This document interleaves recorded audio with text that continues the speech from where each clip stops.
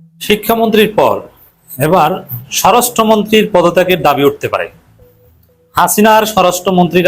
হাসিনার মন্ত্রীরা যেরকম জনগণকে হুমকি ধামকি দিয়ে তুচ্ছ তাচ্ছিল্য করে কথা বলতো, জনগণের এজেন্সিকে রেসপেক্ট করতো না, জনগণের গণতান্ত্রিক দাবি এবং গণতান্ত্রিক আন্দোলনের প্রতি শ্রদ্ধা দেখাতো না, বরং সেগুলো বিভিন্নভাবে ট্যাগিং ফ্রেমিং করে নিয়ন্ত্রণ করার চেষ্টা করতো, দমন করার চেষ্টা করতো।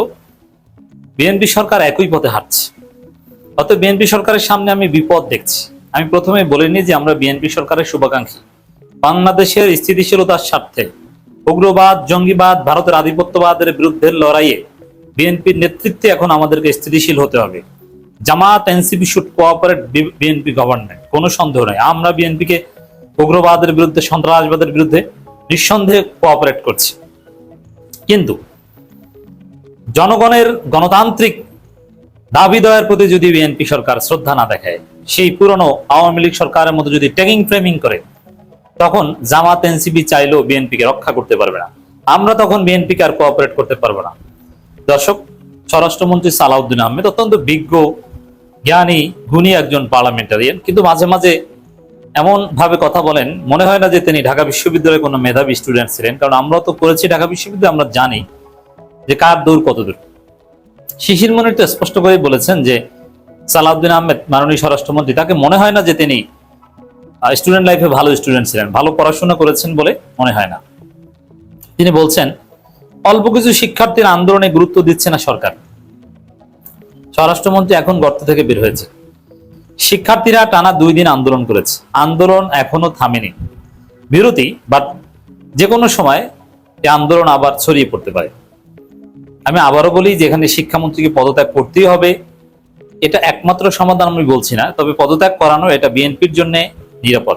তবে এহসানুল্লাহ মিলনের ক্যারিয়ারে রেড স্পট পড়ে গিয়েছে, তাকে এমনিতেই হয়তো বিদায় নিতে হবে, কিন্তু বিএনপি এখন তাকে পদত্যাগ করিয়ে তাদের শক্তিহীনতা প্রমাণ করতে চায় না।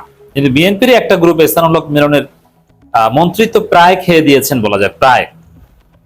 শিক্ষার্থীরা আন্দোলন করেছে, জনজীবনের ব্যাপক ভোগান্তি আমরা দেখেছি। পুরো ঢাকার শহর ঘন্টার পর ঘন্টা অবরুদ্ধ ছিল এবং অন্যান্য মহানগরীগুলো একদম মহাসড়ক, বরিশাল, চট্টগ্রাম, বিভিন্ন জায়গায় মহাসড়ক, ঢাকার সাথে যোগাযোগের প্রধান সড়ক একদম শিক্ষার্থীরা অবরুদ্ধ করে রেখেছিল। রোগীরা হাতে ক্যানুলা পরে স্যালাইন লাগিয়ে হেঁটে গিয়েছে, এটাও আমরা দেখেছি, অনেক ভোগান্তি দেখেছি। ওই স্বরাষ্ট্রমন্ত্রী তো কোনো কথাবার্তা বলেন না, চুপচাপ। পার্লামেন্টে স্বরাষ্ট্রমন্ত্রী তো সর্বমন্ত্রী, শিক্ষামন্ত্রী একের পর এক নরম সুরে কথা বলেছেন, শিক্ষার্থীদের দাবি দয়া বেশিরভাগই মেনে নিয়েছেন বা মেনে নেওয়ার কথা বলেছেন। কিন্তু সর্বমন্ত্রী স্বরাষ্ট্রমন্ত্রী কিছুই বললেন না, অথচ দেশে একটা আন্দোলন, জনজীবনের ভোগান্তি, রাস্তাঘাট আটকে আছে, এই বিষয়ে তার কথা বলা উচিত ছিল। তিনি চুপচাপ। যেই এখন আন্দোলন একটু বিরতি, শিক্ষার্থীরা আপাতত মাঠে নাই, কিন্তু মাঠে নামতে কিন্তু সময় লাগবে না। এই সময় এসে স্বরাষ্ট্রমন্ত্রী এখন বলছেন যে অল্প কিছু শিক্ষার্থীদের আন্দোলনে গুরুত্ব দিচ্ছে না সরকার, এবং অন্য পক্ষের ইন্ধন আছে, কেউ না কেউ সরকারকে বিব্রত করতে চায়। এর মানে শিক্ষার্থীরা আন্দোলন করছে, এটা একটা অর্গানিক আন্দোলন। এটাকে একটা মহল এর পিছনে ইন্ধন দিচ্ছে, সরকারকে বিব্রত করতে চায়, এগুলো কি? এটা শিক্ষার্থীদের স্বতঃস্ফূর্ত এবং অর্গানিক আন্দোলন, আমরা দেখেছি। হ্যাঁ, আন্দোলনকে কেন্দ্র করে কেউ না কেউ সুবিধা নেওয়ার চেষ্টা করে থাকতে পারে। আওয়ামী লীগ গুজব ছড়িয়েছে, এই বিষয়ে আমরা সতর্ক করেছি। কিন্তু অল্প কিছু শিক্ষার্থীর আন্দোলন মানে, তাহলে আপনি কি অনেক শিক্ষার্থী বা সব শিক্ষার্থীরা মাঠে নামলে খুশি হতেন? এখন দাবি আদায় করাতে হলে কি জুলাইয়ের মতো সব শিক্ষার্থীদের মাঠে নামতে হবে?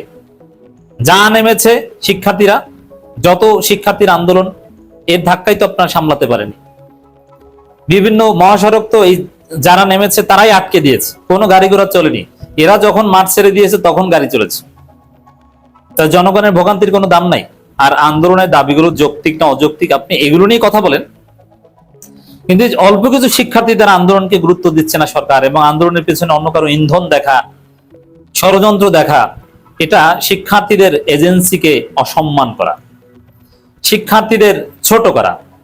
শিক্ষামন্ত্রী যেরকম শিক্ষার্থীদেরকে ব্রয়লার মুরগি, ফার্মের মুরগি বলে কটাক্ষ করেছেন, আন্দোলনকারী শিক্ষার্থীদের অল্প কিছু বলেও স্বরাষ্ট্রমন্ত্রী কটাক্ষ করলেন, ছোট করলেন। শিক্ষার্থী প্রথম কথা হচ্ছে অল্প না, আর দ্বিতীয় কথা অল্প হলো তাদেরকে আপনি কি গুরুত্ব দিবেন না? তাহলে অঘটন ঘটার পর গুরুত্ব দিবেন? এটা তো হাসিনা মার্কা কথা হলো। বরং অল্প শিক্ষার্থী আন্দোলন করলেও সেটা যদি যৌক্তিক হয় আপনি সেটা বিবেচনা করবেন, আপনি তাদের সাথে কথা বলবেন। হ্যাঁ, আমাদের কোমলমতি যে শিক্ষার্থীরা যদি একটু বাড়াবাড়ি করে থাকে তাহলে তাদেরকে বুঝাবেন, মাঠে যে তাদের সাথে কথা বলবেন। কিন্তু এমন ভাবে কথা বলছেন যে অল্প কিছু শিক্ষার্থী আন্দোলন করছে, অন্য কারো ইন্ধন আছে, সরকারকে বিব্রত করার চেষ্টা, আপনি তাদেরকে শত্রু জ্ঞান করছেন কেন? এটা দেখেন, এই অতি কথনের কারণে কিন্তু সরকার ডুবে। তা বিএনপি সরকারকে যারা ডুবাবে তাদের মধ্যে এহসানুল হক মিলন তো অলরেডি ভয়াবহভাবে ডুবিয়েছেন। অলরেডি পুরো সরকার শিক্ষার্থীদের মন থেকে উঠে গেছে, শিক্ষার্থীরা প্রচন্ড ক্ষুব্ধ হয়েছে, তাদেরকে ফার্মের মুরগি বলেছে। এখন স্বরাষ্ট্রমন্ত্রী যেভাবে কথা বলছেন তাতে সরকারের প্রতি শিক্ষার্থীরা আরো ক্ষুব্ধ হবে। এটা ভবিষ্যতে সরকারের স্থিতিশীলতার জন্য হুমকি হয়ে উঠতে পারে। আপনি কতদিন আন্দোলন দমিয়ে দমন করে বা ছলচাতুরি করে টিকিয়ে রাখবেন? বরং এখানে শিক্ষার্থীদেরকে কনভিন্স করাটা জরুরি, তাদের সাথে ছলচাতুরি জরুরি না। আমি তো মনে করি শিক্ষার্থীরা, বিপুল সংখ্যক শিক্ষার্থী আন্দোলন করেছে বা এখনো করছে, এবং এই সংখ্যা এটা পুরোপুরি স্বতঃস্ফূর্ত। এখানে বিএনপির কোনো মন্ত্রী, এমনকি স্বরাষ্ট্রমন্ত্রী তিনি নিজে ছাত্র দলের ছাত্রীদের না পাঠিয়ে তিনি নিজে যদি রাজপথে যেতেন, শিক্ষার্থীদের সাথে কথা বলতেন বা মাহদি আমিনকে পাঠাতেন, সেলফি তুলতেন, ছেলেদেরকে যদি বুঝাতেন যে আমরা দেখছি, তোমরা তো একই, তোমাদের সম্মান আমাদের ছেলেদের সম্মান একই কথা, আমরা তোমাদের এজেন্সিকে রেসপেক্ট করি, এবং ওদের দাবি দেওয়া তো কার্যত মেনে নেওয়া হয়েছে, যা বলেছে সবই মেনে নেওয়া হয়েছে। জাস্ট একটা দাবি, পদত্যাগের দাবিটা পূরণ হয়নি। এখন ঠিক আছে, এখন মুরব্বী মানুষ, তোমাদের শিক্ষক সমতুল্য, তোমাদের পিতৃতুল্য, তিনি তো দুঃখ প্রকাশ করেছেন, তোমরা ফিরে যাও, এভাবে সরাসরি মন্ত্রীরা বা সিনিয়র কেউ যদি যে বোঝাতেন, ওরা মুহূর্তের মধ্যে রাজপথ ছেড়ে দিত। কারণ এটা ওইরকম কোনো ইস্যু না যে গুলি খেয়ে হলেও আন্দোলন করবে। কিন্তু না, তা তো করেনি, বরং এই আন্দোলনকে ছোট করে দেখেছে। তবে জুলাই চেতনা যে জাগ্রত আছে আন্দোলনের ফলে তো সরকার দেখেছে। এতে এই যে স্বরাষ্ট্রমন্ত্রী যে অল্প কিছু শিক্ষার্থীদের আন্দোলনে গুরুত্ব দিচ্ছে না, আবার শিক্ষার্থীদেরকে বলছে যে পরীক্ষার্থীদের আন্দোলন কেন্দ্র করে জল ঘোলার চেষ্টা করছে স্বার্থান্বেষী মহল, এটা শিক্ষার্থীদের ছোট করা, তাদের আন্দোলনের অধিকার বা গুরুত্ব, যৌক্তিকতাকে অস্বীকার করা। আন্দোলন করে পরীক্ষা বাতিল কিংবা অটোপাসের সুযোগ নেই, অথচ এই আন্দোলনের সাথে অটোপাসের কোনো সম্পর্ক নাই, পরীক্ষা বাতিলেরও কোনো সম্ভাবনা নেই, বিষয় না। যদি সরকার নিজেই পরীক্ষা আবার নেয়ার একটা বিষয় দিয়েছেন, আর এক প্রকার তো বাতিল করা হয়েছে যে আবার নেবে। শিক্ষার্থীরা এই দাবিতে আন্দোলন করেনি, তাদের যে 3 দফা 6 দফা বা যে দফা, এগুলোর মধ্যে এরকম বিষয় ছিল না, অথচ তাদের সাথে ট্যাগ করে ফ্রেমিং করা হচ্ছে।